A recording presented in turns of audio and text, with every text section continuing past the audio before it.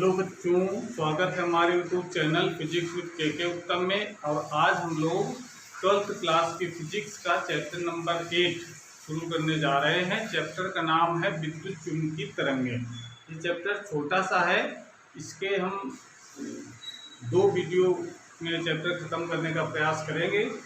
तो पहला आज लेक्चर हमारा है जिसमें हम विद्युत चुंबकीय तरंगों के बारे में जानेंगे कि होती क्या हैं और इनके गुण क्या होते हैं। और उसके बाद हम कुछ महत्वपूर्ण जो एग्जाम में पूछे गए प्रश्न हैं बोर्ड परीक्षा में, उनको भी करेंगे। तो विद्युत चुंबकीय तरंगों, जब भी कहीं तरंगों की जब बात आती है तो ये तो हम लोग जानते हैं, ये 11th क्लास में पढ़ चुके हैं तरंगों के बारे में, कि जब भी किसी माध्यम में तरंग का संचरण होता है तो माध्यम के कण कंपन करते हैं। ये हम लोग जानते हैं, 11th क्लास में हम लोग पढ़ चुके हैं कि जब भी किसी माध्यम में तरंग चलेगी, चाहे वो ध्वनि तरंग हो, चाहे विद्युत चुंबकीय तरंगें हों, चाहे प्रकाश तरंगें हों, मतलब कोई भी तरंग हो, चाहे वो किसी रस्सी में उत्पन्न तरंगें हों, चाहे जल में उत्पन्न तरंगें हों, जब भी किसी माध्यम में तरंग का संचरण होता है तो माध्यम के कण कंपन करते हैं। ठीक है ना। जैसे अगर कोई ध्वनि तरंग है, अब ध्वनि तरंग जब भी किसी माध्यम में चलती है तो माध्यम कौन सा होगा, वायु होगा या वायु के अलावा जो भी अगर माध्यम है तो उसके माध्यम के कण कंपन करते हैं। अब कंपन तरंगों में 2 तरीके के होते हैं, या तो तरंग चलने की दिशा के लंबवत कंपन होंगे और या तरंग चलने की दिशा के समांतर कंपन होते हैं। तो तरंग अगर ऐसे चल रही है और कंपन अगर इस तरीके से हो रहे हैं तो ये कहलाती है अनुप्रस्थ तरंग। और जब तरंग चलने की दिशा के अनुदिश कंपन हो रहे हैं, उसी दिशा में या उसके विपरीत दिशा में कह सकते हैं तरंग चलने की दिशा के अनुदिश यानी समांतर कंपन होते हैं, तो ये कहा जाता है अनुदैर्घ्य तरंग कहते हैं। तो ये तो बात हो गई कि तरंगें जब भी चलेंगी तो उस माध्यम के कण कंपन करेंगे। लेकिन प्रश्न यहाँ पर यह उठता है, जो कि विद्युत चुंबकीय तरंगों का नाम आपने सुन रखा होगा, 11th क्लास में बताया गया है कि तरंगें 2 प्रकार की होती हैं। वे तरंगें जिनके लिए माध्यम की आवश्यकता होती है उनको कहा जाता है यांत्रिक तरंगें। तो जिसमें माध्यम है, तरंग चल रही है तो इसका माध्यम के कण कंपन करते हैं। ठीक है ना। जब भी तरंग की बात आएगी आप दिमाग में जाना है कि कंपन जरूर होंगे, तरंग का मतलब कंपन। ठीक है ना। और दूसरी तरंग होती है, वो तरंगें होती हैं जिनके लिए माध्यम की आवश्यकता नहीं होती है, बिना माध्यम की भी तरंगें चलती हैं। एग्जाम्पल के तौर पर हम लोग इसे एक्स किरणें हैं, गामा किरणें हैं, ये हम लोग पढ़ चुके हैं, सूक्ष्म तरंगें, दीर्घ तरंगें या रेडियो तरंगें। ये सब तरंगें ऐसी होती हैं जिनके लिए माध्यम की आवश्यकता नहीं होती है। ठीक है ना। तो इनको कहा जाता है विद्युत चुंबकीय तरंगें कहते हैं। तो प्रश्न यहाँ पर ये खड़ा हो जाता है कि अब जब माध्यम है नहीं और माध्यम नहीं है और तरंग चलना है तो कंपन फिर कौन करेगा। जब भी कंपन होते हैं, जब भी तरंग का चलती है तो माध्यम के कण कंपन करते हैं। अब जब माध्यम ही नहीं तो कौन कंपन करेगा वहां। तो यहाँ पर कंपन कौन करता है, विद्युत क्षेत्र और चुंबकीय क्षेत्र। क्लियर होगा। यानी विद्युत चुंबकीय तरंगें जब भी माध्यम में चलती हैं तो माध्यम में विद्युत क्षेत्र और चुंबकीय क्षेत्र दोनों कंपन करते हैं। और वो कंपन कैसे होते हैं, तरंग चलने की दिशा के लंबवत। यानी विद्युत क्षेत्र और चुंबकीय क्षेत्र दोनों कंपन होंगे, दोनों परस्पर लंबवत होते हैं। ठीक है। और वो तरंग चलने की दिशा के लंबवत होते हैं। जैसे अगर तरंग एक मतलब एक्स अक्ष दिशा में तरंग चल रही है तो जो एक्स अक्ष की दिशा में तरंग चलती है तो वाई दिशा में विद्युत क्षेत्र कंपन होंगे और जेड दिशा में चुंबकीय क्षेत्र के कंपन होंगे। ठीक है ना। जैसे इस तरीके से अगर ये मान ले हमारा वाई अक्ष है और ये मान लेते हैं जेड अक्ष है, तरंग चलेगी आगे की तरफ, कंपन होंगे इस तरीके से, इसमें इधर तरफ और ये ऊपर नीचे ऐसे, और तरंग का संचार इस पर आगे की तरफ होता है। तो इस तरीके विद्युत चुंबकीय तरंगें चलती हैं। ठीक है। बात क्लियर होगा। नहीं, विद्युत चुंबकीय तरंगों में कौन कंपन करता है, विद्युत क्षेत्र और चुंबकीय क्षेत्र। नाम के अनुसार विद्युत चुंबकीय तरंगें, विद्युत क्षेत्र भी कंपन करता है और चुंबकीय क्षेत्र भी कंपन करता है। तरंगें हैं, इसका मतलब कंपन तो होंगे ही। ठीक है ना। अब यहाँ पर बात ये आती है कि विद्युत क्षेत्र और चुंबकीय क्षेत्र परस्पर लंबवत कंपन तो करते हैं, लेकिन ये तरंगें उत्पन्न कैसे होती हैं? तो उत्पन्न करने का तरीका तो इसका यह है कि जब किसी विद्युत परिपथ में जो विद्युत धारा जो प्रवाहित हो रही है उसकी अगर विद्युत धारा परिवर्तन की जो दर है, यानी परिवर्तन की जो आवृत्ति है, तो यानी धारा बहुत उच्च आवृत्ति से परिवर्तित होती है, तो होता क्या है कि उस परिपथ से ऊर्जा उत्सर्जित होने लगती है, और वो जो ऊर्जा होती है वो तरंगों के रूप में होती है। उन तरंगों को हम लोग कहते हैं विद्युत चुंबकीय तरंगें कहते हैं। ठीक है ना? तो इसका विद्युत चुंबकीय तरंगों कैसे उत्पन्न होती है इसकी परिभाषा हमने लिख रखी है। देखिए, जब किसी वैद्युत परिपथ में वैद्युत धारा बहुत उच्च आवृत्ति से बदलती है, यानी उसकी जो फ्रीक्वेंसी है बदलने की बहुत ज्यादा है, हाई फ्रीक्वेंसी से अगर चेंज हो रही है विद्युत धारा, तो उस परिपथ में ऊर्जा तरंगों के रूप में चारों ओर प्रसारित होने लगती है, यानी फैलने लगती है। इन तरंगों को विद्युत चुंबकीय तरंगें कहते हैं। क्लियर हो गई बात? यानी विद्युत चुंबकीय तरंगों से मतलब है, विद्युत चुंबकीय तरंगें तो होती हैं कि वो तरंगें जिनमें वैद्युत क्षेत्र और चुंबकीय क्षेत्र परस्पर लंबवत कंपन करते हैं और वो तरंग चलने की दिशा के भी लंबवत होते हैं। उन तरंगों को हम विद्युत चुंबकीय तरंगें कहते हैं, लेकिन उसका सोर्स जो है वो परिवर्ती जो विद्युत धारा है, लेकिन विद्युत धारा बहुत तेजी से चेंज हो रही हो, ठीक है ना, उच्च आवृत्ति में परिवर्तित हो रही हो, तो ये तरंगें उत्पन्न हो जाती हैं। दूसरा इसमें रीजन और भी है तरंगें उत्पन्न होने का, जैसा हम लोग जानते हैं कि जब कोई आवेश स्थिर होता है, ये हम लोग पढ़ चुके पिछले क्लासों में, कि जब आवेश स्थिर होता है तो केवल उसके चारों ओर वैद्युत क्षेत्र उत्पन्न होता है, लेकिन जब आवेश चलता है, और चलने में भी दो तरीके हैं, एक समान वेग से चल रहा है कि त्वरित वेग से चल रहा है। अगर एक समान वेग से चल रहा है तो उसमें वैद्युत क्षेत्र और चुंबकीय क्षेत्र दोनों उत्पन्न होते हैं। क्यों? क्योंकि जब आवेश है तो विद्युत क्षेत्र तो होगा ही, और चुंबकीय इसलिए होता है कि आवेश चलता है, इसका धारा का प्रवाह हो रहा है, और धारा जब भी प्रवाहित होती है उसके चारों चुंबकीय क्षेत्र उत्पन्न हो जाता है। ठीक है? इसका मतलब आवेश चलेगा तो विद्युत क्षेत्र और चुंबकीय क्षेत्र दोनों उत्पन्न हो जाते हैं, और उसकी वैल्यू फिक्स होती है, वेरिएबल नहीं होती। वैद्युत क्षेत्र चुंबकीय क्षेत्र परिमाण में स्थिर होते हैं, लेकिन अगर वही आवेश अगर त्वरित गति से चले तो वैद्युत क्षेत्र और चुंबकीय क्षेत्र तो उत्पन्न होंगे, ठीक है ना, लेकिन वैद्युत क्षेत्र चुंबकीय क्षेत्र दोनों के मान समय के अनुसार बदलते हैं। कैसे बदलते हैं यह भी हम फिगर बना करके आपको बताएंगे कि जब भी आवेश चलेगा त्वरित गति से तो वैद्युत क्षेत्र चुंबकीय क्षेत्र का मान वेरी करता है, और उनकी दिशाएं दोनों परस्पर लंबवत होती हैं। उसको चित्र द्वारा भी बताएंगे। तो ये बात क्लियर हो गई कि आप जब भी विद्युत चुंबकीय तरंगों को उत्पन्न करने का तरीका ये है कि आवेश कैसा होना चाहिए, त्वरित गति से चलने वाला होना चाहिए। ठीक है ना? तो इसके हम कुछ गुण भी पढ़ेंगे, विद्युत चुंबकीय तरंगों के गुण क्या हैं। गुण तो हमने काफी कुछ बता भी दिए, उसको जरा लिख लिया जाए कायदे से, यानी कैरेक्टरिस्टिक ऑफ इलेक्ट्रोमैग्नेटिक वेव, यानी EMW लिखा हमने उसको शॉर्टकट में। तो पहला गुण क्या है? इन तरंगों के संचरण के लिए माध्यम की आवश्यकता नहीं होती है, यानी जिनके लिए माध्यम की आवश्यकता ना हो तो उनको ही हम लोग विद्युत चुंबकीय तरंगें कहते हैं। ठीक है ना?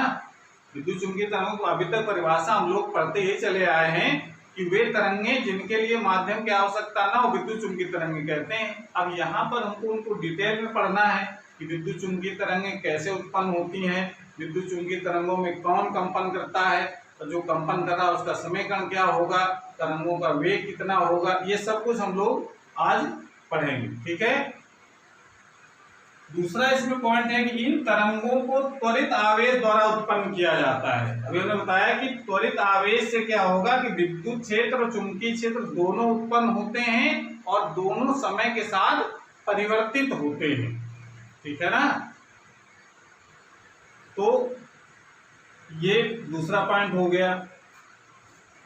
ध्यान रखना, त्वरित आवेश से उत्पन्न होती है। अगर एक समान वेग से चलेगा तो वैद्युत क्षेत्र चुंबकीय से उत्पन्न तो होंगे, लेकिन विद्युत चुंबकीय तरंगें उत्पन्न नहीं होंगी। क्लियर हो रही है? ऊपर भी एक वैद्युत धारा उच्च आवृत्ति से बदलती है। उच्च आवृत्ति से बदलने का मतलब है कि आवेश कैसा चले, त्वरित गति से गति करे, तभी विद्युत चुंबकीय तरंगें उत्पन्न होती है। दूसरा, ये तरंगे अनुप्रस्थ तरंगे होती हैं। अनुप्रस्थ तरंगों का मतलब, तरंगों के बारे में जानते हैं कि तरंग चलने की दिशा के लंबवत अगर कंपन हो रहे हैं तो वो तरंगे अनुप्रस्थ तरंगे कहलाती हैं। तो तरंग चलती है दिशा में, कंपन हो रहे हैं वैद्युत क्षेत्र के वाय दिशा में, चुंबकीय क्षेत्र के हो रहे हैं जेड दिशा में। तरंग चलने की दिशा के लंबवत, तरंग इधर चल रही है, विद्युत क्षेत्र इस दिशा में कंपन करता है और चुंबकीय क्षेत्र दिशा में कंपन करता है। ऐसे ये स्थिति होती है। ये कंपन एक हो गया चुंबकीय क्षेत्र का, ये हो गया विद्युत क्षेत्र का, और तरंग चल रही ऐसे। तो तरंग चलने की दिशा लंबवत होते हैं कंपन, इसलिए कहा जाता है ये अनुप्रस्थ तरंग होती है। क्लियर हो गया? अभी चित्र भी हम बना करके बताएंगे दोनों के। अगला पॉइंट है निर्वात में विद्युत चुंबकीय तरंगों की चाल। निर्वात में जो विद्युत चुंबकीय तरंगों की जो चाल होती है वो प्रकाश के वेग के बराबर होती है। यानी जो निर्वात में जो प्रकाश की चाल होती है c के बराबर होती है। और c इक्वल टू फार्मूला हम लोग ये प्रूव कर चुके हैं, वो यहाँ पर भी लागू हो जाता है। c इक्वल टू 1/√ε0 और μ0। यानी μ0 जो हमारा क्या है, ये निर्वात की चुंबकशीलता है, और ε0 है निर्वात की विद्युतशीलता। ठीक है, इस प्रकार से ये 4 पॉइंट तो हमने लिख रखे हैं, इसको नोट कर लीजिए। उसके बाद अगले हमको और भी 4 पॉइंट लिखने हैं, काफी इंपॉर्टेंट भी हैं, और इसको समझ करके इसको तैयार करना है। इसको नोट कर लें, उसके बाद अगले पॉइंट लिखवाए जाएं।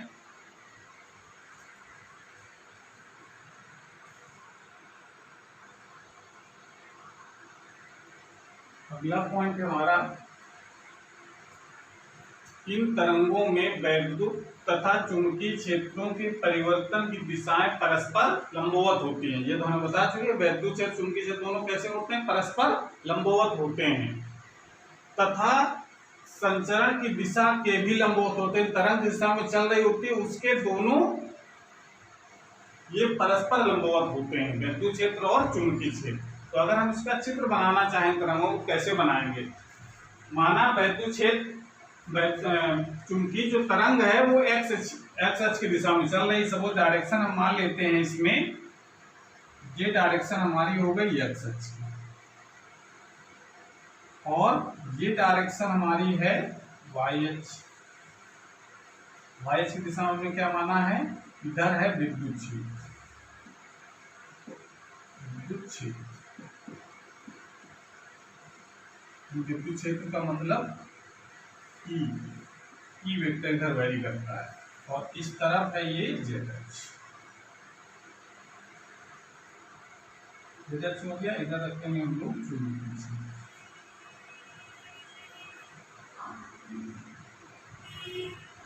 ठीक, इसको हम लोग लिख देंगे यानी डी। इस तरफ चुंबकीय क्षेत्र वैरी करता है।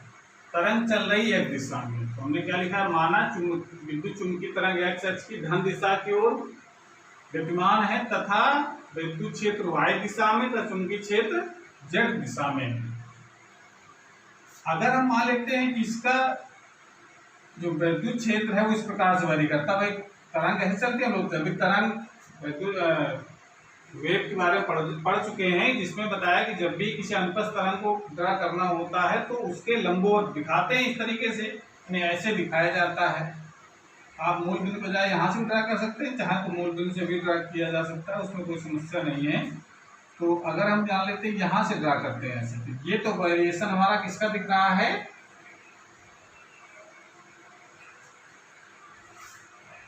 ये वेरिएशन है हमारा वैद्युत क्षेत्र। यानी वैद्युत क्षेत्र ये तरंग चलने की दिशा के लंबवत कंपन हो रहे हैं।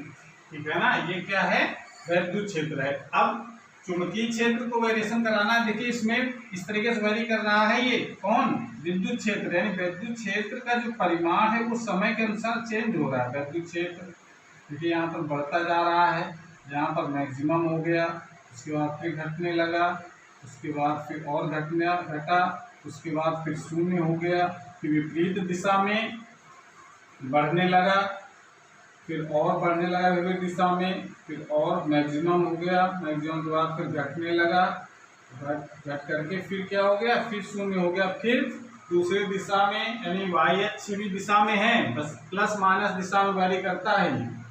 इस दिशा में वैरी किया इसने, फिर बढ़ना शुरू हुआ, फिर बढ़ना शुरू हुआ, बढ़ करके मैक्सिमम हो गया, उसके बाद फिर घटने लगा, फिर घटने लगा और फिर शून्य हो गया। ऐसे ये क्रम चलता रहेगा। ठीक है, जो चुंबकीय क्षेत्र के जो कंपन होगी दिशा में होंगे वे वाई अक्ष की दिशा में होंगे, उसको हम इस प्रकार से दिखाएंगे ऐसे, यानी इसके जो कंपन होंगे वो इस दिशा में होंगे, वाई अक्ष की दिशा में, इसके चुंबकीय क्षेत्र की, इसके दिशा में ये यहाँ पर, यानी चुंबकीय क्षेत्र का मान भी समय के अनुसार वैरी करता है, लेकिन डायरेक्शन कैसी होगी, इस वाई अक्ष के लंबवत और एक्स अक्ष के लंबवत, यानी जेड दिशा में। इस प्रकार से यहाँ पर ये जो फिगर दिख रहा है वो किसका है, वो वैद्युत क्षेत्र का है, ये किसका है, चुंबकीय क्षेत्र का है। इसी प्रकार से इधर भी इसमें, इस तो प्लस दिशा में थे वाई जेड अक्ष की, और उसके बाद जब दूसरा जो चेंज आएगा वो किसमें होगा, वो रहेंगे जेड अक्ष में, लेकिन डायरेक्शन बदल जाएगी, यानी जेड अक्ष की ऋणात्मक दिशा में कंपन करेंगे, तो उसको हम लोग इस प्रकार से दिखाएंगे ऐसे।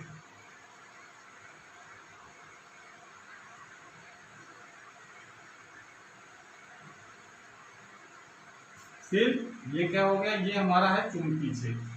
इसके बाद यही सिचुएशन यहाँ पर फिर आएगी, ये जो कंपन होंगे ये जेड अक्ष की धन दिशा में होंगे,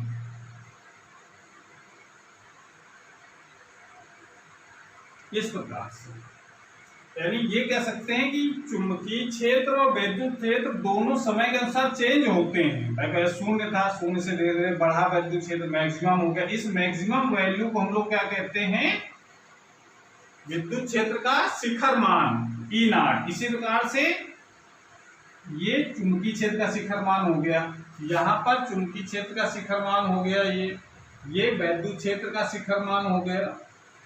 इस प्रकार से इधर ये वैद्युत क्षेत्र इधर है, तो ये चुंबकीय क्षेत्र, इधर वैद्युत क्षेत्र, चुंबकीय क्षेत्र का वैद्युत क्षेत्र का मान आ जाएगा, और ये मान यहाँ पर इसका शिखर मान वैल्यू हो जाएगी ई नॉट, और ये जो वैल्यू होगी इसको हम लोग कह सकते हैं ये बी का शिखर मान हो गया ये, और ये है चुंबकीय क्षेत्र वैल्यू करता है। ऐसे आगे तक ये तरंग चलती जाएगी, और वैद्युत क्षेत्र चुंबकीय, मतलब ये समझिए कि ये वाई एक्स अक्ष की डायरेक्शन हो गई, ये हमारा जो वाई की दिशा हो गई, और जेड अक्ष की डायरेक्शन कौन सी, ये वाली होगी। तो ये लाइन जो ऐसे लाइन खींच नहीं सकते हैं, इसलिए हमको उसको टेढ़ी लाइन दिखाई हमने ये वाली, ठीक है ना। इस प्रकार से वैद्युत क्षेत्र और चुंबकीय क्षेत्र के मान जो है वो समय के अनुसार चेंज होते हैं, मैक्सिमम हो जाते हैं। और देखिए दूसरा पॉइंट इसमें ये है कि जब चुंबकीय क्षेत्र शून्य है तो वैद्युत क्षेत्र भी शून्य है, जब चुंबकीय क्षेत्र मैक्सिमम हो गया तो वैद्युत क्षेत्र भी मैक्सिमम है, यानी चुंबकीय क्षेत्र मैक्सिमम, विद्युत क्षेत्र भी मैक्सिमम, दोनों शून्य हो गए, विद्युत क्षेत्र चुंबकीय क्षेत्र को शून्य हो गए दोनों। फिर बढ़ने लगे तो चुंबकीय क्षेत्र का मान बढ़ने लगा, विद्युत क्षेत्र चुंबकीय क्षेत्र दोनों साथ साथ मैक्सिमम साथ साथ मिनिमम होते हैं। तो दूसरी बात हम लोग यहाँ से लिख सकते हैं, अगला पॉइंट यहाँ से क्या निष्कर्ष करता है ये चीज। चलिए इसमें एक चीज और पॉइंट लिखने से पहले, ये जो वेरिएशन जो हो रहे हैं, यानी वेरी कौन कर रहा है यहाँ, विद्युत क्षेत्र और चुंबकीय क्षेत्र, यानी ये कंपन कर रहे हैं। वेरी करने का मतलब यहाँ पर ये कंपन हो रहे हैं, और कंपन का समीकरण हम लोग क्या लिखते हैं, जब भी तरंग कोई तरंग चल रही होती है, ये हम लोग 11th क्लास में पढ़ा है हम लोगों ने, प्रगामी तरंग। प्रगामी तरंग का समीकरण क्या होता है, प्रगामी तरंग का समीकरण तरंग क्या, समीकरण तो होता है जो कण कंपन करता है उसका समीकरण लिखा जाता है। वो कहने के लिए कह देते हैं तरंग का समीकरण किसका समीकरण होता है, वो कंपन करने वाले कण का समीकरण होता है। तो समीकरण क्या लिखा जाता है, कुछ याद आ रहा है, समीकरण होता है y बराबर, जब भी तरंग का संचरण होगा, तरंग जैसे अगर हमने इस प्रकार शो किए, इसका समीकरण लिखते हैं y बराबर, ये इसका मैक्सिमम ये आयाम होता है, y बराबर a sine omega T minus के एक्स। ये होता है समीकरण जहां पर a जो है ये मैक्सिमम विस्थापन होता है और x क्या है, x दूरी वाले कण का विस्थापन है y, यानी जो y विस्थापन हम देखते हैं, मतलब यहाँ से ये y विस्थापन है, ये मैक्सिमम नहीं है, y है।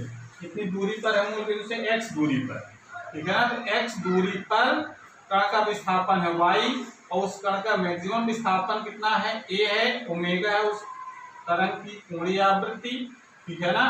और k क्या होता है यहाँ पर, संचरण नियतांक कहते हैं, प्रोपगेशन कांस्टेंट होता है। इसके इक्वल टू क्या होता है, इक्वल टू होता है 2 पाई अपान लैम्डा और ओमेगा कोणीय आवर्त होता है 2 पाई एफ। ये फार्मूला हम लोग 11th क्लास में पढ़ चुके हैं। वहां पर कण कंपन कर रहा था, यहाँ पर कौन कंपन करता है, विद्युत क्षेत्र और चुंबकीय क्षेत्र। तो कण का समीकरण y बराबर sin ओमेगा टी माइनस के लिखा गया है, तो इसका मतलब विद्युत क्षेत्र और चुंबकीय क्षेत्र के समीकरण क्या लिखे जाएंगे, यहाँ पर चूंकि विद्युत क्षेत्र और चुंबकीय क्षेत्र कंपन करता है, बात समझ में आ रहा है। तो क्या लिखेंगे हम लोग, अगर हम विद्युत क्षेत्र का समीकरण लिखना चाहें तो क्या लिखेंगे, विद्युत क्षेत्र का समीकरण क्या लिख सकते हैं, विद्युत क्षेत्र E की दिशा में y h की दिशा में ये E नॉट, यहाँ पर a क्या होता है, मैक्सिमम विस्थापन होता है ना, ऐसे यहाँ पर मैक्सिमम विद्युत क्षेत्र का मान हो गया साइन ओमेगा टी माइनस के एक्स। और चुंबकीय क्षेत्र का समीकरण, चुंबकीय क्षेत्र का समीकरण ये क्या लिखा जाएगा, BZ, जेड दिशा में कंपन हो रहा है और उसका मान मैक्सिमम कितना है, B नॉट। और चूंकि दोनों समान कला में हैं तो इसमें कोई चेंज नहीं आएगा, क्योंकि साइन के साथ जो कोण लिखा होता है उसी कला कहते हैं। दोनों साथ साथ जीरो, साथ साथ मैक्सिमम, इसका मतलब दोनों कैसे होंगे, समान कला में होंगे, ठीक है। तो इस प्रकार से इसके समीकरण लिख सकते हैं। अब देखिए इसमें पॉइंट ध्यान ये रखना है कि जरूरी नहीं है कि तरंग हमेशा एक्स एच की दिशा में ही चले, तरंग वाई एच की दिशा में चल सकती है। जो वाई दिशा में चलेगी तो बाकी जो दो दिशाएं बची उस दिशा में विद्युत क्षेत्र चुंबकीय क्षेत्र के कंपन होंगे। मतलब ये ध्यान रखना है कि ऐसा हमेशा कंपल्सरी नहीं होगा कि तरंग हमेशा एक्स अक्ष की दिशा में ही चले। वो जिस दिशा में चलेगी उस दिशा के अलावा जो दो दिशाएं बचेंगी उस दिशा में विद्युत क्षेत्र और चुंबकीय क्षेत्र के कंपन होंगे, ठीक है ना। दूसरा पॉइंट यहाँ पर ये न्यूमेरिकल ध्यान रखना है, न्यूमेरिकल में फार्मूला जरूरत पड़ेगी। अगर तरंग एक्स अक्ष की धन दिशा की ओर चल रहा है तो यहाँ पर माइनस आर लिखा होगा, ठीक है ना। एक्स अक्ष की धन दिशा की ओर चलेगा तो माइनस, ये हम लोग पढ़ चुके हैं डिटेल में 11th क्लास में, इसका डेरिवेशन भी किया जा चुका है तरंग समीकरण।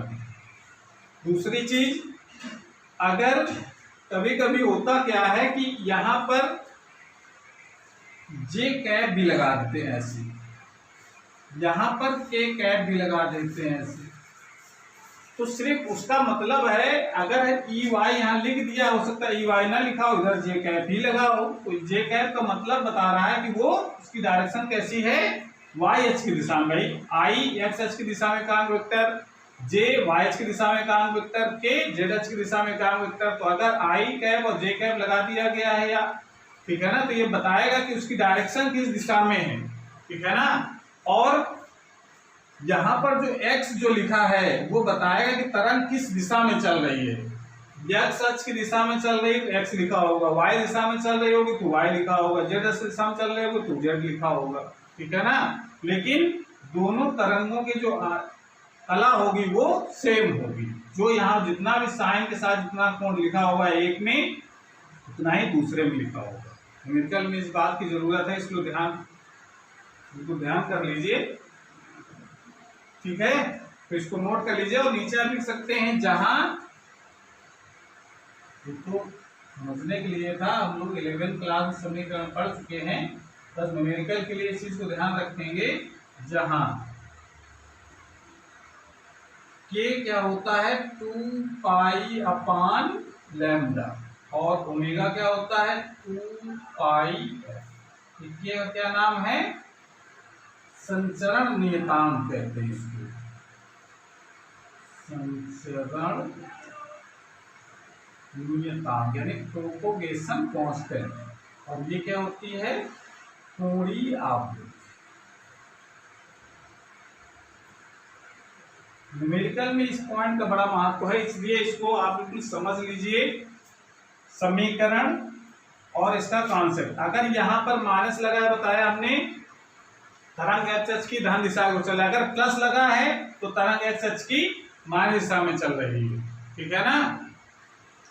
दूसरा पॉइंट इसमें एक और महत्वपूर्ण यह है कि ये जरूरी नहीं समीकरणों में साइन ही लगा हो, कास भी हो सकता है। तो कास अगर ई वाले में कास लगा है तो बी वाले में कास लग जाएगा, ठीक है ना। तो उससे कोई नहीं फर्क पड़ता है, यहाँ प्लस माइनस भी हो सकता है, साइन और कास में भी कोई एक हो सकता है, ठीक है ना। तो इस चीज का ध्यान रखेंगे, न्यूमेरिकल कराएंगे तो ये बात और क्लियर हो जाएगी। इसको नोट कर लीजिए, पहले नोट कर लें, उसके बाद में अगला पॉइंट हम लिखवाएंगे।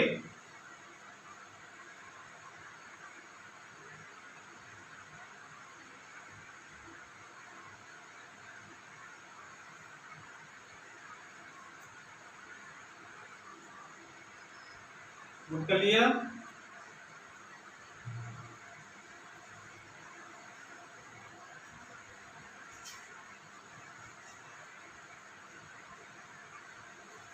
अगला जो पॉइंट लिखिए,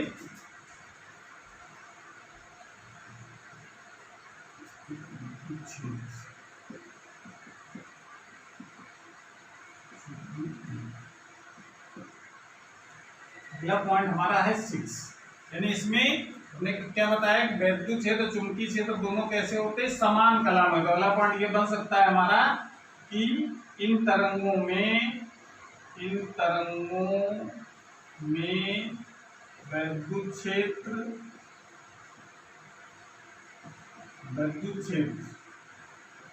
तथा चुंबकीय क्षेत्र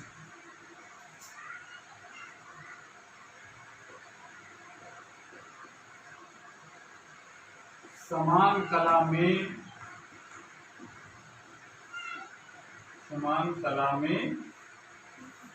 होते हैं। समान कला में होते हैं यानी साइन के साथ में जो कोण लिखा होगा वो दोनों में समान हो, ठीक है।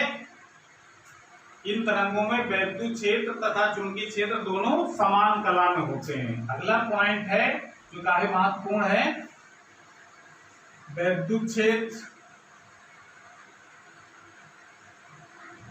क्षेत्र यदि वैद्युत तथा चुंबकीय क्षेत्रों के महत्तम मान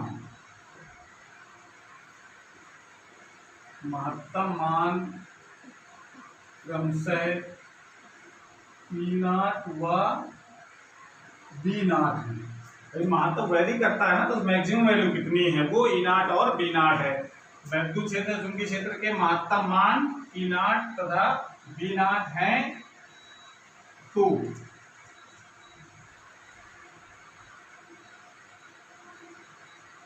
E0 अपान B0 का जो मान होता है वो C के बराबर होता है, यानी E0 और B0 का जो अनुपात होता है वो C के बराबर होता है।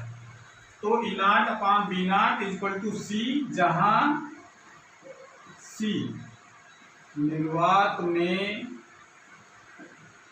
प्रकाश की चाल। ये फार्मूला भी हमको बिल्कुल दिमाग में रखना है। E0 upon B0 equal to C, महत्तम मान जो होते हैं E और B के, उसका अनुपात C के बराबर होता है। अगला पॉइंट हमारा है कि किसी माध्यम में, भाई अभी किसी माध्यम में अगर चाल के बारे में अगर जानना चाहें तो क्या होगा, कितनी चाल होगी तरंग। किसी माध्यम निर्वात में चाल तो प्रकाश की चाल के बराबर हो गई, लेकिन अगर निर्वात ना हो, कोई दूसरा माध्यम हो, तब क्या फॉर्मूला लगेगा, किसी माध्यम में विद्युत चुंबकीय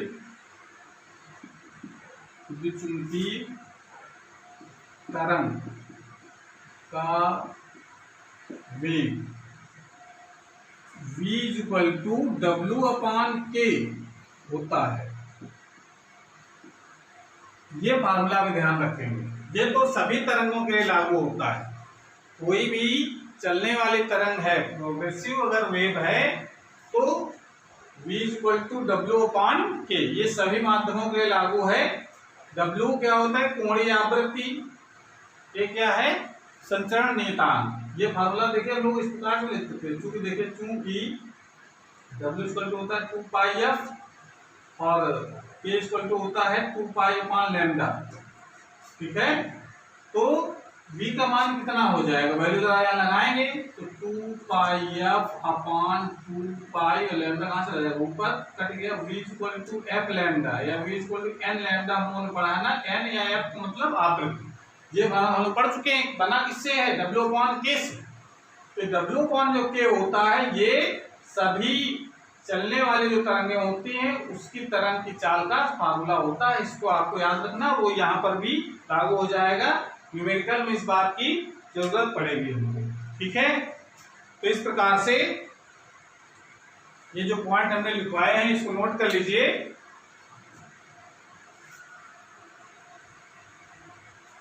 समझ में आ गया? विद्युत चुंबकीय तरंगों का मतलब, कॉन्सेप्ट को समझना है, कठिन कुछ नहीं है। बस 2-3 बार इसको अगर वीडियो आप देखते हैं तो आपको बिल्कुल एकदम विद्युत चुंबकीय तरंगें बिल्कुल याद हो जाएंगी, जितना बोर्ड सिलेबस में पूछा गया। जो विद्युत चुंबकीय तरंगों का सिलेबस बहुत बड़ा है, बोर्ड के सिलेबस में जितना है उतना आपको तैयार हो जाएगा बिल्कुल। एक पॉइंट आपको और दिखा देते हैं। चलिए एक नए पॉइंट लें, तो इसके बाद इसमें हम एक काम करते हैं। कहने लगाइए विद्युत चुंबकीय स्पेक्ट्रम। विद्युत चुंबकीय स्पेक्ट्रम, विद्युत चुंबकीय स्पेक्ट्रम। विद्युत चुंबकीय स्पेक्ट्रम ये क्या होता है? यानी इसको कह सकते हैं इलेक्ट्रोमैग्नेटिक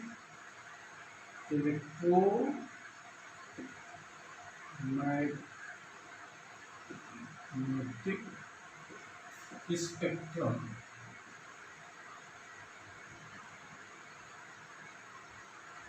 इलेक्ट्रोमैग्नेटिक स्पेक्ट्रम ये क्या है? विद्युत चुंबकीय स्पेक्ट्रम। विद्युत चुंबकीय स्पेक्ट्रम का मतलब होता है कि अगर हम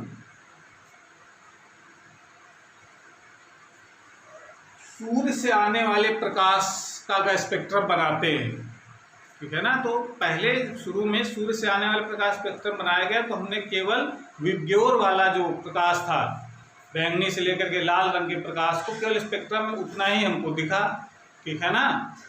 बाद में जब खोज हुई तो ये पता चला कि सूर्य से आने वाले प्रकाश में केवल दृश्य प्रकाश ही नहीं शामिल है, इसके अलावा जो बैंगनी से कम जो तरंगदैर्घ्य वाला प्रकाश भी है और लाल रंग से ज़्यादा तरंगदैर्घ्य वाला प्रकाश भी शामिल है उसमें। तो इन सभी को एक तरंगदैर्घ्य के बढ़ते हुए क्रम में रखा गया।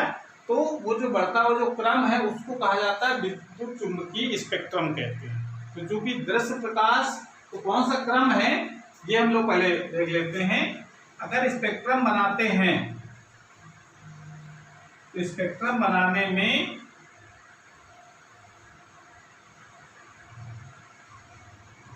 सबसे पहला जो स्पेक्ट्रम हमारा आता है वो है गामा किरणों। गामा किरण, ठीक है ना।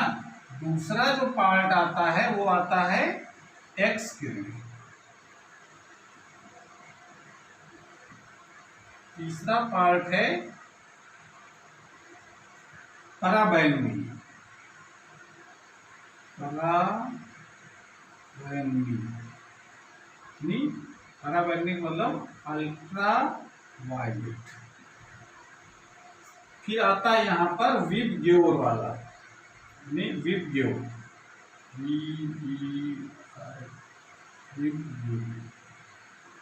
सात रंगों समूह से प्राप्त होता है विबग्योर, इसको हम लोग कहते हैं दृश्य प्रकाश।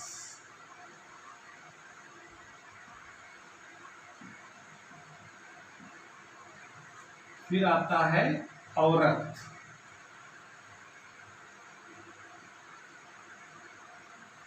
औरत किरणें, औरत किरणें यानी इंफ्रारेड। फिर आता है यहाँ पर सूक्ष्म तरंग,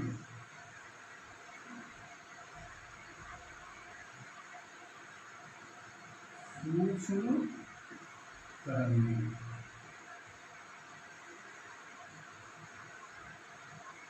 तरंगें जिसको हम कहते हैं माइक्रोवेव।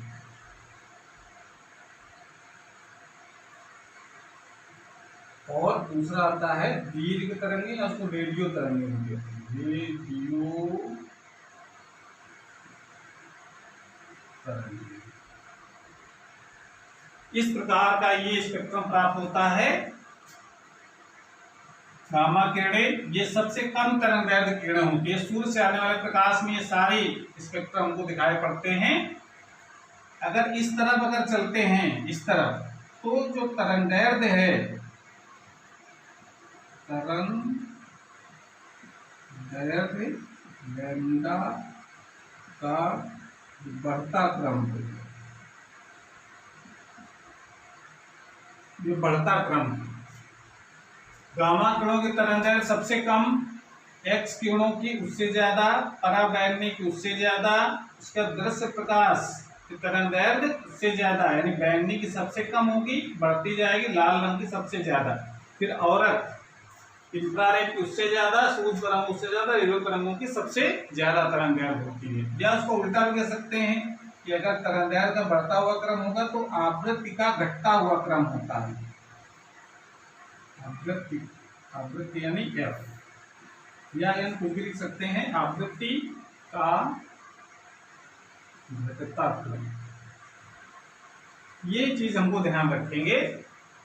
कभी कभी आ जाता है एग्जाम में, या कंपटीशन एग्जाम में, कि किस तरंगदैर्घ्य का बढ़ता हुआ क्रम कौन सा, ये इनमें से जो 1 2 3 4 5 6 है, और 6 में से 2 3 के नाम लिख देंगे कि कौन सी किसका तरंगदैर्घ्य अधिक हो, किसका कम होगा, या तरंगदैर्घ्य के बढ़ते हुए क्रम में लिखिए या आवृत्ति के बढ़ते हुए क्रम में लिखिए। तो अगर ये क्रम अगर आपने याद कर रखा है तो वो क्वेश्चनों के जवाब आप दे सकते हैं। ठीक है,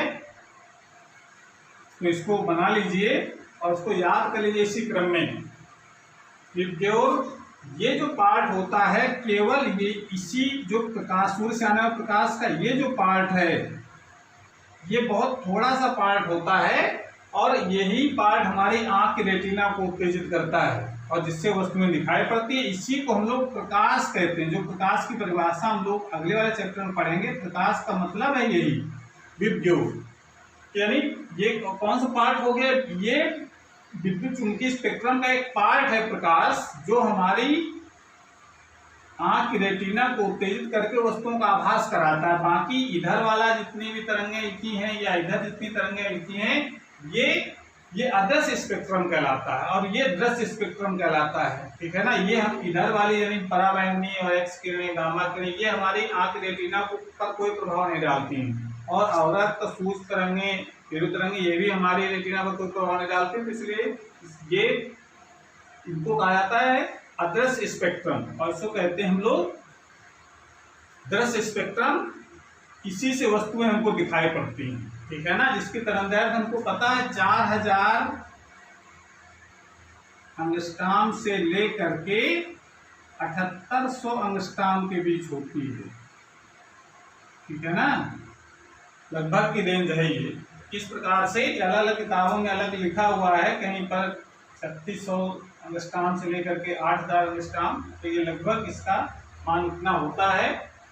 तो इसको बना लीजिए। उसके बाद एग्जाम में जो इस चैप्टर से जो न्यूमेरिकल बन सकते हैं उनको किया जाए। बहुत इंपॉर्टेंट न्यूमेरिकल है, एग्जाम में पूछे भी गए हैं, इसको नोट कर लीजिए पहले, उसके बाद आगे प्रश्नों को करते हैं।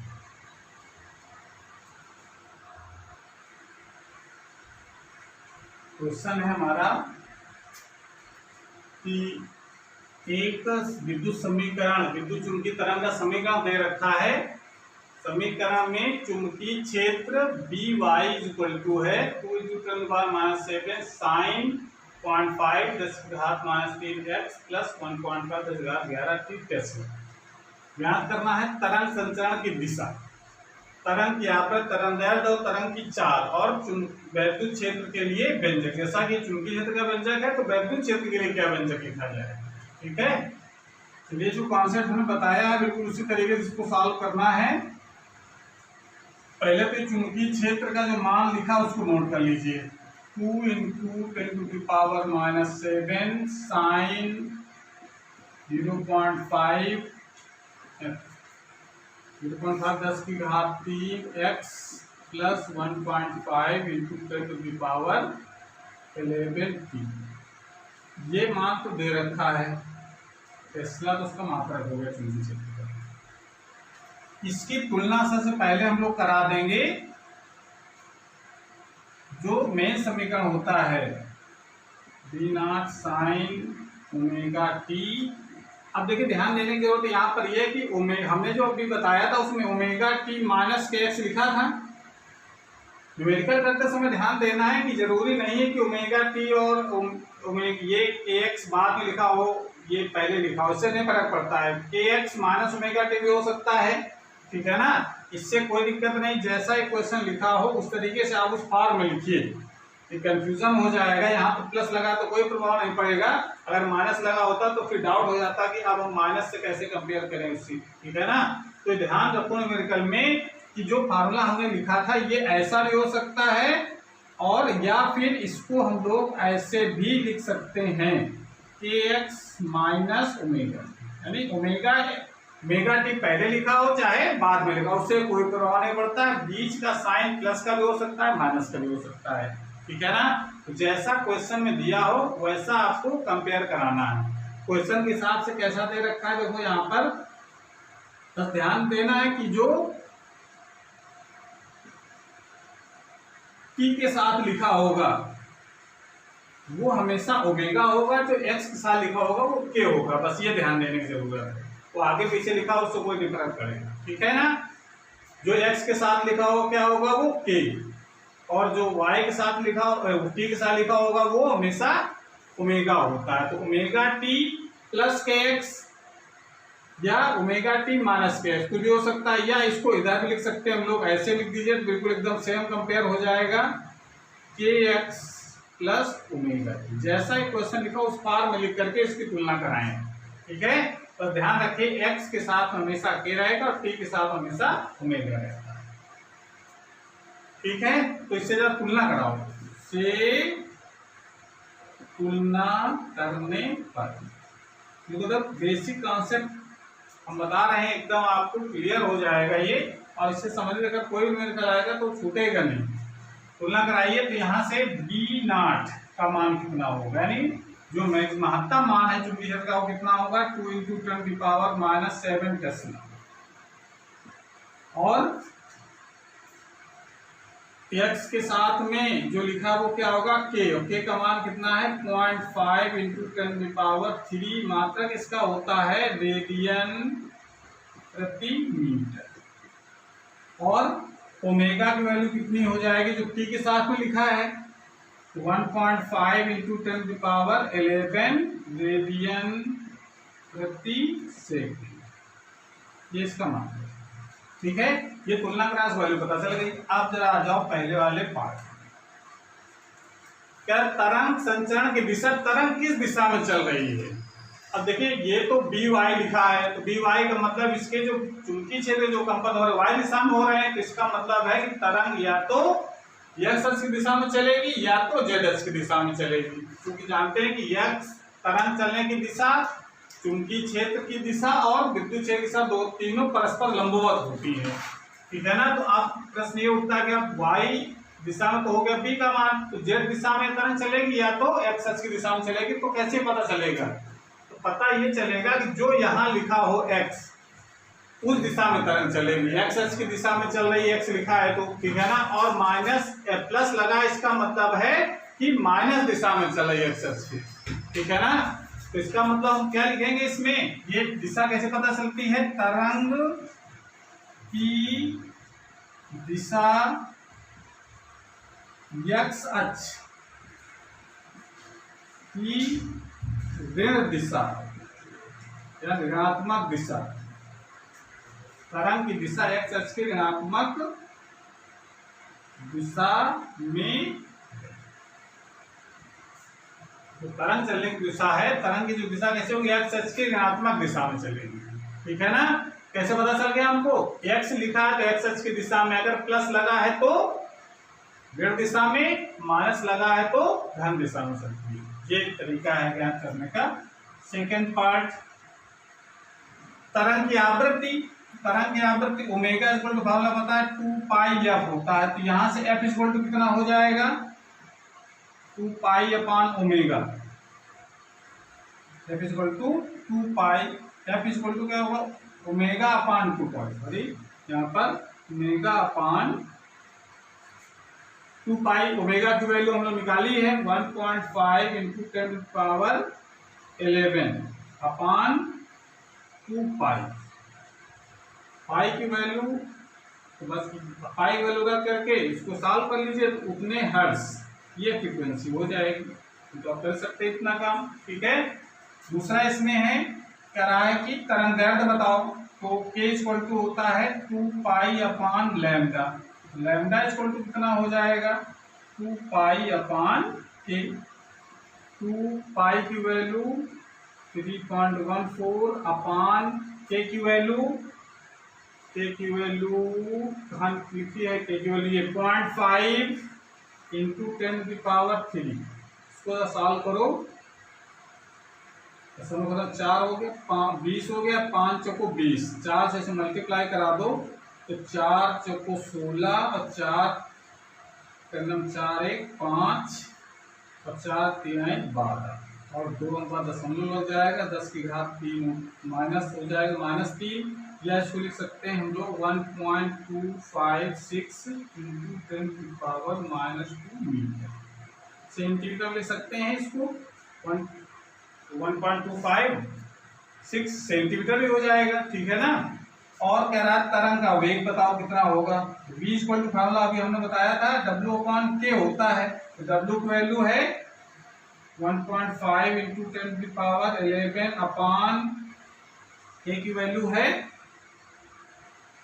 0.5 इंटू 10⁻3, ये हो जाएगा, कट गया, दशमलव खत्म हो गया, 5 हैं 15, 10 की घात 8 मीटर प्रति सेकंड, ये इसका वेग आ गया, ठीक है। तो नोट कर लीजिए पहले, उसके बाद इसका थर्ड पार्ट की बात करते हैं हम लोग, नोट कर लें।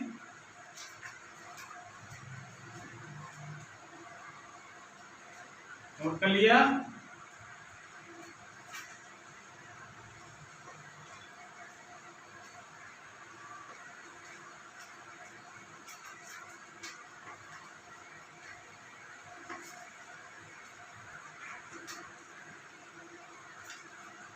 कह रहा है वैद्युत क्षेत्र के लिए व्यंजक प्राप्त करो। वैद्युत क्षेत्र के लिए व्यंजक प्राप्त करने का मतलब हमको निकालना है ई जेड। जेड क्यों हो जाएगा कि वाई अक्ष में तो बी है, एक्स अक्ष में तरंग चल रही है, तो ई किस दिशा में हो जाएगा, जेड अक्ष की दिशा में, और उसका मान कितना होगा E0 साइन। अब देखिए जो फेस या कला जो चुंबकीय क्षेत्र की होगी वही वैद्युत क्षेत्र की होगी, ये दोनों कलाएं समान होती हैं, तो ये वाला पार्ट तो बिल्कुल एकदम सेम आप वैसे उतार देंगे, इसमें कोई चेंज करना ही नहीं है। जो साइन के अंदर कोण जो लिखा गया है उसमें कोई चेंज नहीं आएगा,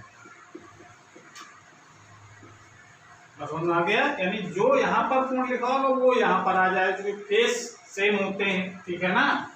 कितने वोल्ट प्रति मीटर। अब मेन आती है E0 का मान कैसे निकलेगा, ये बात तो ये है। तो ई नॉट का मान निकालने का तरीका हमने बताया था, E naught upon B naught. Formula लिखा हमने किस तरह होता है, सी के। यहाँ से ई नॉट की वैल्यू कितनी हो जाएगी, ई नॉट की वैल्यू हो जाएगी सी इंटू बी नॉट।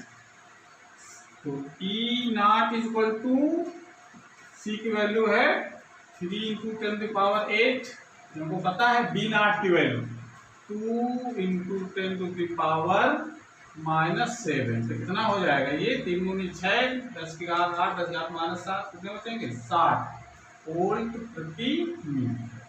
बस ये वैल्यू आप यहाँ पर लगा दीजिए तो निकल आएगा वैद्युत क्षेत्र का व्यंजक कितना होगा। तो 60 sin 0.5 into 10⁻³ x plus 1.5 into 10⁻11 Tesla. यहाँ पर आप के कैप भी लिख सकते हैं आगे, तो कोई फर्क नहीं पड़ेगा, ठीक है। सॉरी टेस्ला नहीं, वोल्ट प्रति मीटर। तो ये का आंसर हो गया इसका। इस प्रकार इसको नोट कर लीजिए। फिर एक और क्वेश्चन किया जाए।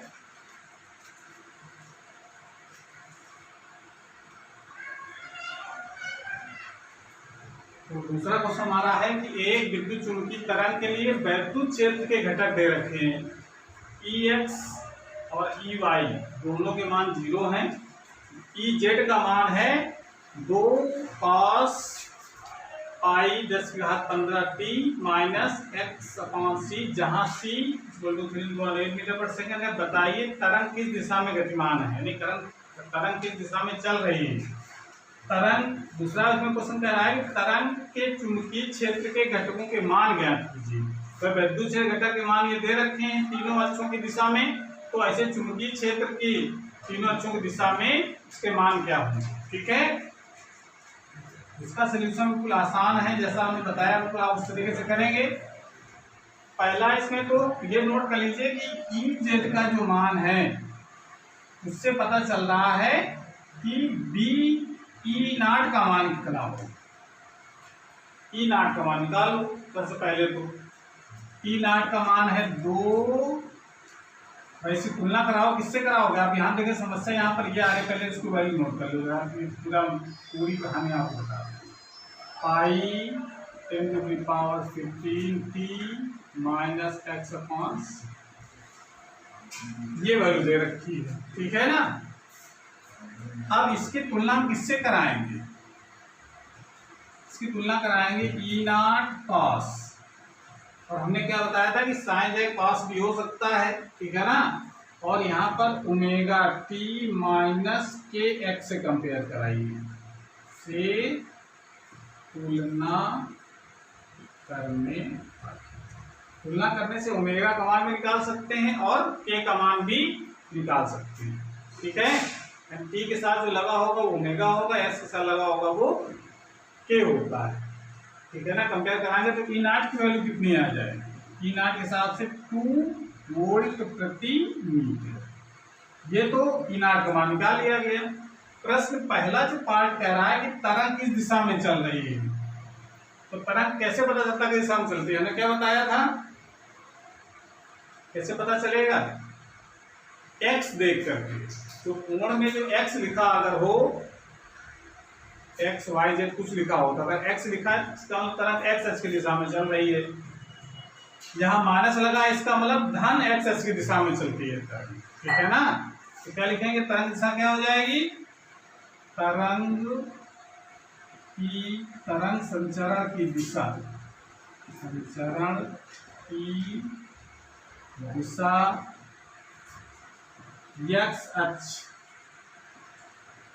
एक्स अक्ष की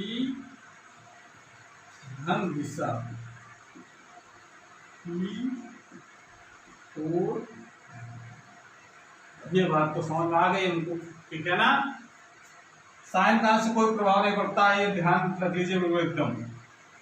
उसके बाद दूसरा कह रहा है कि चुंबकीय क्षेत्र घटकों के मान बताओ। अब एक चीज क्लियर हो गई यहाँ से कि तरंग एक्स एक्स की दिशा में चल रही है, इसका मतलब है कि चुंबकीय क्षेत्र जो होगा, चुंबकीय जो क्षेत्र होगा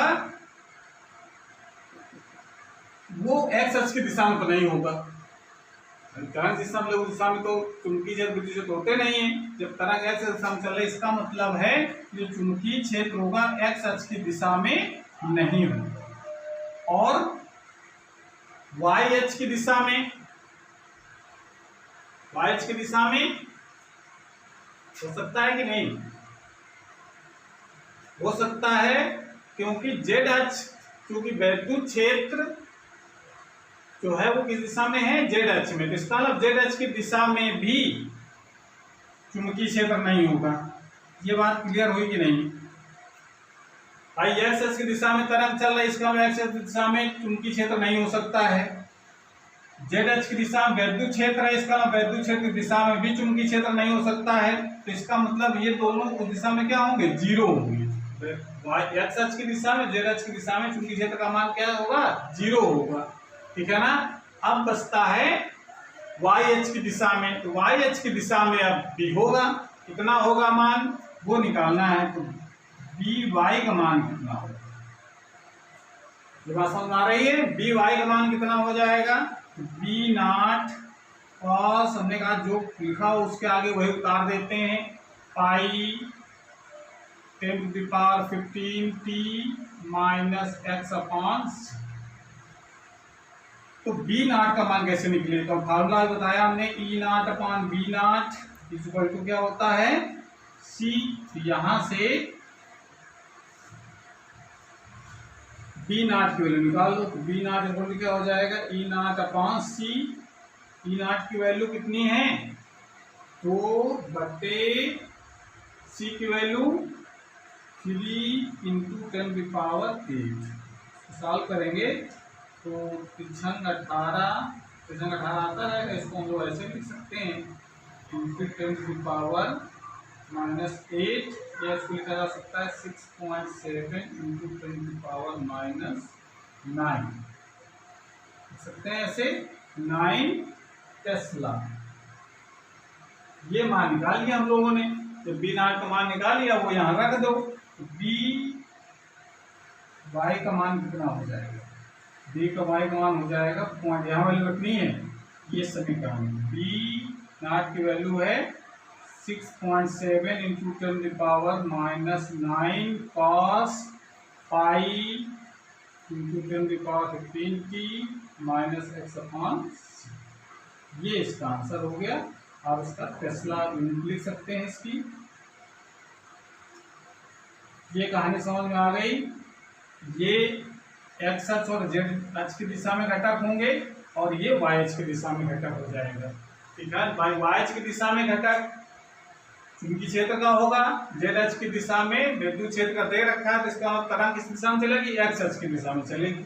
ठीक है, नोट कर लीजिए। कोई समस्या? तो बढ़िया से तैयार कर लीजिए, बिल्कुल क्वेश्चन इसी टाइप के एग्जाम में आएंगे। इसके अलावा और जो फार्मूले बताए हमने उन्हीं फार्मूले पर बेस्ड न्यूमेरिकल होंगे। इसके अलावा कोई बाहर से क्वेश्चन नहीं होगा न्यूमेरिकल का, इसको नोट कर लें। और उसके बाद आज की क्लास हमारी यहीं पर समाप्त होती है। अगर वीडियो अच्छा लगा तो उसको लाइक करें। चैनल को अगर सब्सक्राइब नहीं किया है तो चैनल को सब्सक्राइब भी करें, जिससे नए जो वीडियो अपलोड हो उसकी नोटिफिकेशन आपके पास सबसे पहले पहुंच जाए। पढ़ाई करते रहिए। Thank you.